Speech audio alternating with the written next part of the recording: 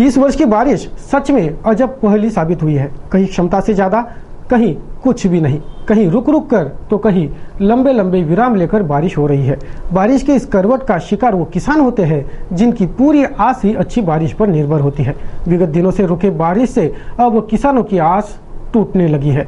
उनकी हाथ आने वाली फसल बर्बाद हो जाने का डर सता रहा है। कभी जिस बारिश ने नाउम्मीद कर दिया था, वो बारिश समय पर बरसी और अच्छी बरसी। अच्छी बरसकर यह बारिश रुक गई, फसल खड़ी होने में और बारिश गायब, जिससे दोबारा बुआई का माहौल बना। लेकिन मौसम ने पलटी मारी और फिर बारिश बरसी। लंबे अंतराल बाद बरसे उस बारिश ने सभी फसलों को नवसंजीवनी देने का काम किया। लेकिन तब बरसकर रुकी बारिश अभी तक रुकी ही होने से किसान फिर एक बार दुविधा के कैची में है। फसल हाथ में आने को है और बारिश गायब। ऐसे में तुरंत बारिश ना हुई तो फसलों के बचने की उम्मीद टूट जाएंगी। इसलिए अब किसानों के चेहरे फिर आसमान ताकने लगे हैं।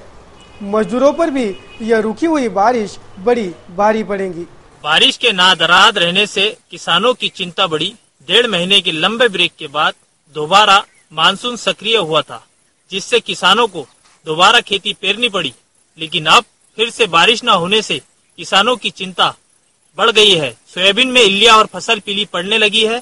कपास और सोयाबीन की फसल मुरझाने लगी है।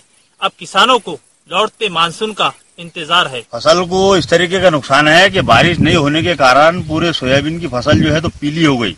अच्छा। और इसकी पूरी फल्ली जो है तो काली हो रही। जिस पर फल्ली बन गई वो काली हो रही। अच्छा। और जिस पर फुल्लर है वो सब गल जा रहा है। कपास को बोन धारण करने का जो बारिश नहीं होने के कारण जो कपास की पूरी जो पातोन है, हाँ, वो पूरा गल गया। बारिश का उसको समझ लो कुछ भी माल नहीं है।